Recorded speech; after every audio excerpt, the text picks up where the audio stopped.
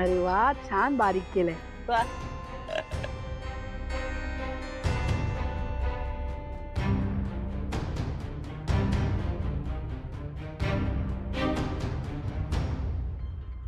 ए जयंत, ये ना तू पण आमच्यासोबत गप्पा मार. बस. हाँ ये जय.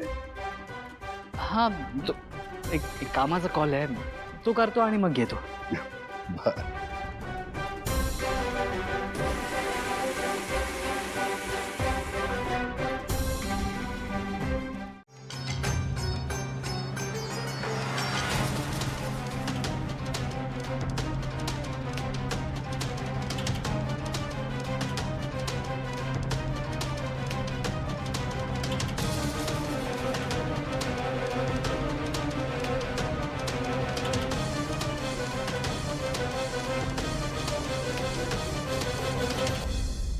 जयंत, काय रे, काय झालं? जेव ना.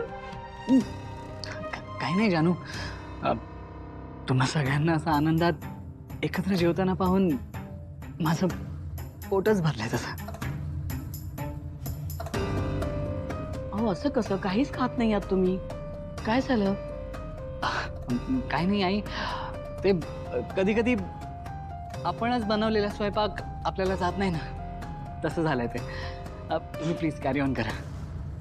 अगं बाई, तुम्हाला काय हवंय खायला सांगा, मी पटकन बनवते. नको आई, खरंच नको.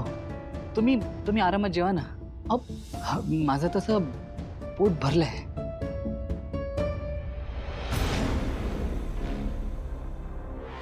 जयंत, असं नाही. अहो सांगा ना. जयंत अरे काहीतरी हे. हो.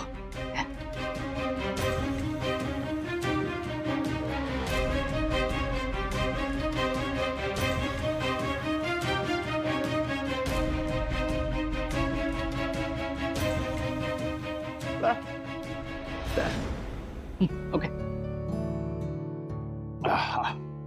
जयंत पुलाव उत्तम झालेला आहे. अरे तू मुलगा असून एवढा छान स्वयंपाक करतोस म्हणजे खरंच कमाल आहे. आमचा संतोष किंवा हरीश या वाट्याला फिरकत सुद्धा नाही ना. जानू, नशीब काढलंयस तू मात्र. हे मात्र अगदी खरंय. खरंच या बाबतीत मी खूप लकी आहे. थँक्यू बाबा, पण खरं तर मीच जास्त लकी आहे.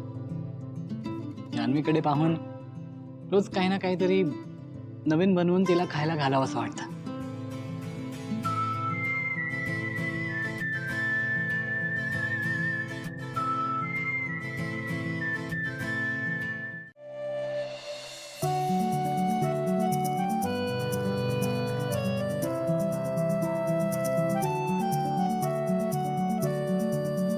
काका अजून आले नाहीयेत आणि आप्पांच्या गोळ्यांची वेळ झालीये.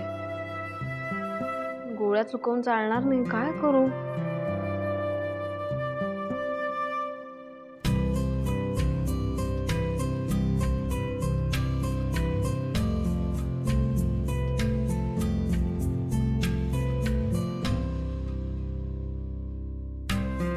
आप्पा, मला माहितीये काका तुम्हाला नेहमी भरवतात, पण ते अजून आले नाहीयेत आणि आपल्याला गोळ्या चुकवून चालणार नाही ना. मग आजचे दिवस मी भरवू तुम्हाला?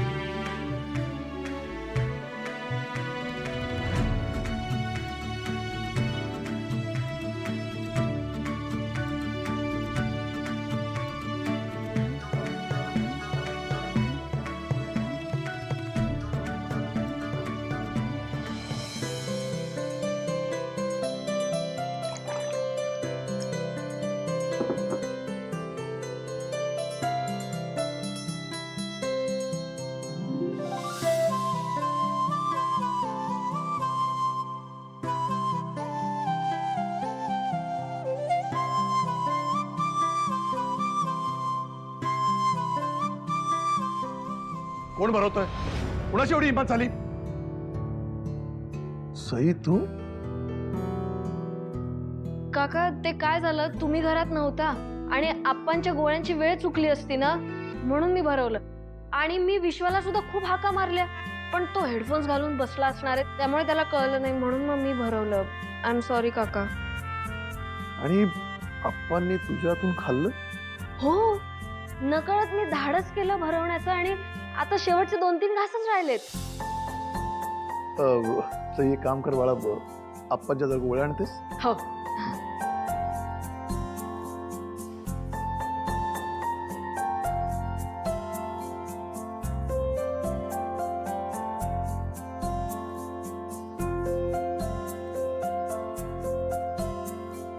आप्पा, आजपर्यंत तुम्ही मी सोडून इतर कुणाच्याही हातून कधी खाल्लं नाही.